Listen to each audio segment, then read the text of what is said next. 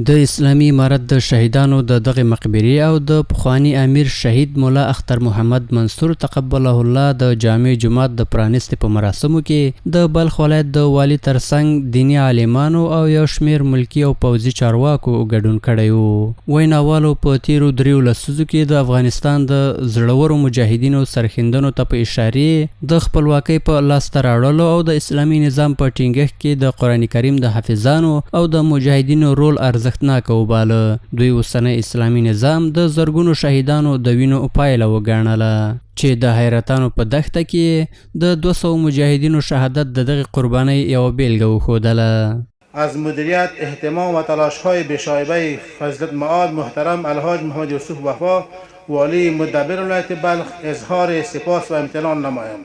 همچنان از همکاری‌های مادی و معنوی ادارات صنعت و تجارت، صنایع معادن، اتاق‌های تجارت و تجار محترم ابراز امتنان نموده، همچنان از تلاش‌های نیروهای امنیتی و مجاهدین محترم امارت اسلامی افغانستان که در تأمین امنیت شبانه‌روزی سعی و تلاش کردند.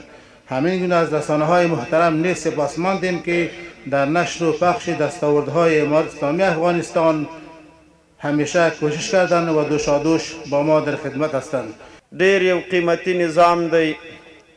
د هغه اتلانو قهرمانانو د هغه وینو او د هغو د هغه ستړو په بدل کې الله پاک افغانانو ته نصیب کوي چې نن په ټوله خطه د مسلمانانو کې داسې یو مثال د داسې حکومت او نظام نسي لیدل کېدلی. د هغه شهیدانو د برکت نه الله جل شانه اسلامي نظام راوسه، ځکه الله جل شانه وان تنصروا الله ینصرکم ویثبت اقدامکم.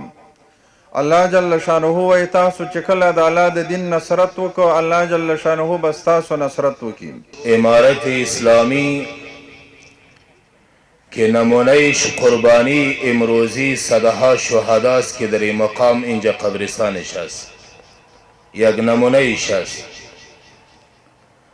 از روزی که امارت اسلامی ایجاد شده برنامه و هدف و مقصدش خیلی مقدس است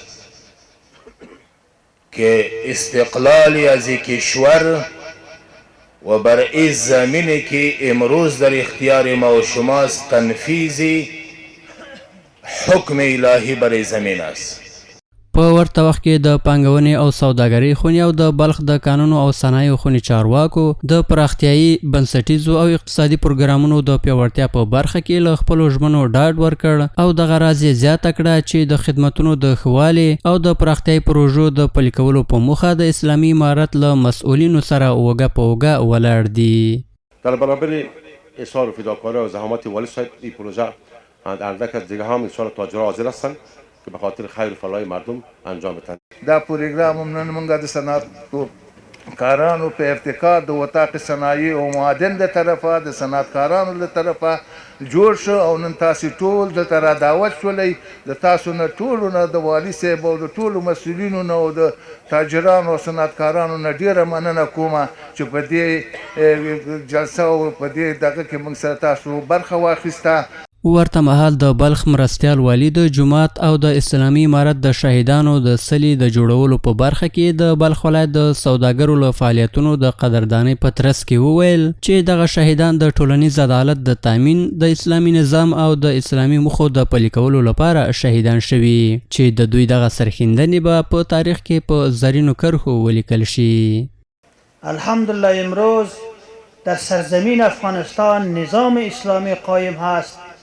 این چنین شهاده‌ای که بسیار سالیان سال که وقت تیر شده امروز با توسط مجاهدین، با توسط علما و با توسط مردم مسلمان متدین امروز اینجا آمده تجلیل میگیریم.